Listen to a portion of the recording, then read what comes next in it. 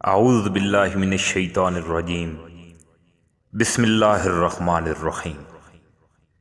ایک دفعہ حضرت موسیٰ علیہ السلام جب کوہ طور پر اللہ تعالیٰ سے ہم کلام ہوئے تو آپ علیہ السلام نے عرض کی، اے باری تعالیٰ، آپ نے حضرت آدم علیہ السلام کو بغیر ماں باپ کے پیدا کیا تھا، مگر اب انسان کی پیدائش کے لیے ماں باپ کا ہونا کیوں ضروری ہے؟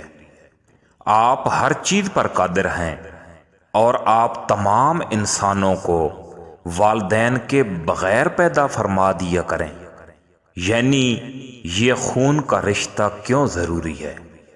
اللہ تعالیٰ نے حضرت موسیٰ علیہ السلام کو حکم دیا کہ کوہ طور سے اتریں اور فلاں ریگستان کی طرف چل پڑیں، اور اگلے حکم تک نہ کہیں رکنا ہے، نہ کسی سے بات کرنی ہے، اور نہ ہی رستہ تبدیل کرنا ہے۔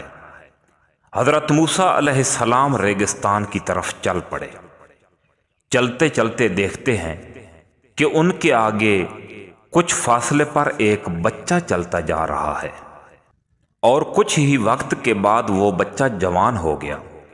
اسی طرح چلتے چلتے وہ نوجوان بوڑھا ہو گیا اور وہیں پر گر کر دم توڑ گیا۔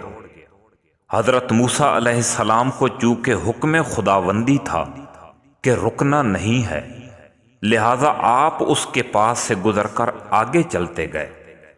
کافی دور جانے کے بعد حکم ہوا کہ ابھی اسی راستے سے واپس چل پڑیں۔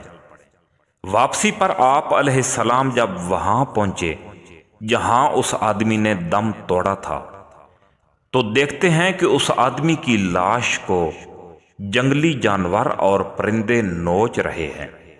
آپ سیدھے چلتے گئے اور واپس کوہ طور پر جا پہنچے اور اللہ جل جلالہ کو ساری روداد سنائی۔